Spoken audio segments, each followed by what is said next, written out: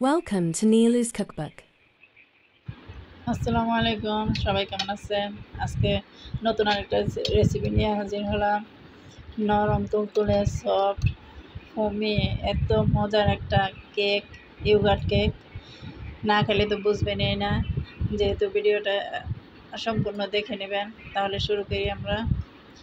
প্রথমে নিয়ে নিচ্ছি আমি 3টা ডিমের কুসুম,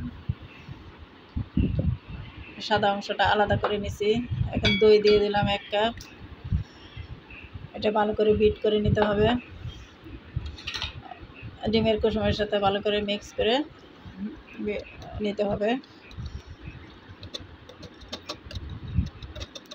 হ্যান্ড বিটার দিয়ে মিক্স করলেই হবে। এই তো বিট হয়ে গেছে। এখন আমি শুকনো উপকরণগুলি নিচ্ছি। প্রথমে দিয়ে দিচ্ছি আটা হাফ কাপ, কর্নফ্লাওয়ার দিয়ে দিচ্ছি 1 teaspoon, half teaspoon baking powder 1 teaspoon. সবগুলো চেলে নিব। আর শুকনো উপকরণগুলি চেলিয়ে নিতে হবে। চেলে না নিলে মিক্স হবে না ভালো করে। আলতো হাতে মিক্স করে নেব সবগুলি।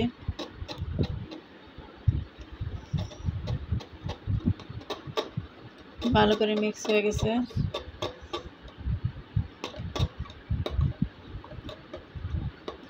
এখন ডিমের সাদা অংশটার সাথে আমি একটু লেবুর রস দিয়ে দিচ্ছি 1 টেবিল স্পুন।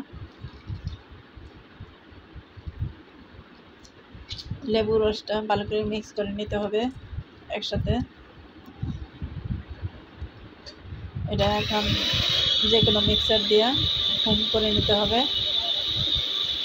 হ্যান্ড বিটার দিয়েও করা যেতে পারে। ইলেকট্রিক বিটার যদি না থাকে তাহলে হ্যান্ড বিটার দিয়ে করে নিতে পারবেন।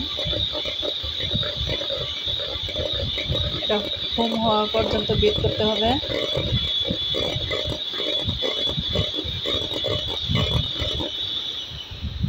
এখন দিয়ে দিচ্ছি চিনি হাফ কাপ। চিনি দিয়ে আবার বিট করে নেব।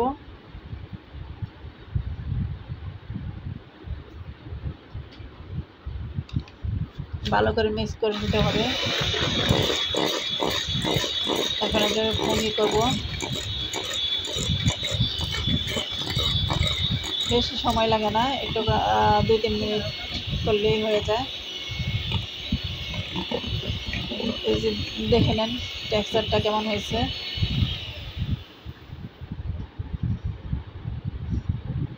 এখন সেই উপকরণের সাথে মিক্স করে নিচ্ছি। ডিমের কুসুমের সাথে মিক্স করে নিচ্ছি। সব একসাথে মিক্স করে দিব।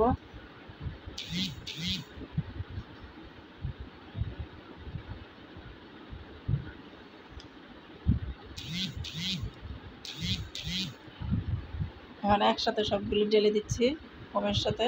সব একসাথে নিয়ে মিক্স করে নেব।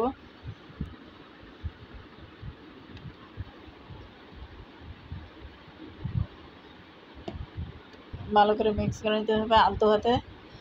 এত বেশি নাড়াচাড়া করা যাবে না।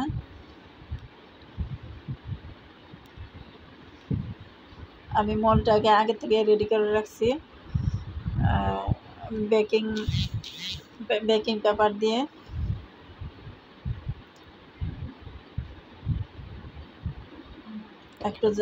একটু জাকায় নিব যাতে ভিতরে কোনো বাবলস না থাকে।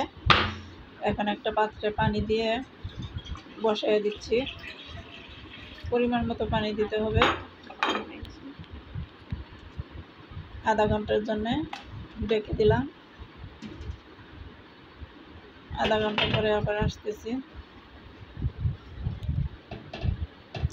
এই তো হয়ে গেছে ফোমি একটা কেক। এটা কিন্তু দারুণ একটা কেক, এত মজার কেক। টক দই দিয়ে তৈরি করা। দেখেন কত ফোমি হয়েছে, মানে মুখে দেওয়ার সাথে সাথেই মিলে যায় এমন একটা কেক। তৈরি করে দেখবেন অবশ্যই। না খেলে বোঝার কোনো উপায়ই নাই। এত ফোমি হয়েছে মনে হয় যেন দৌড়তে মিলায়া যায়।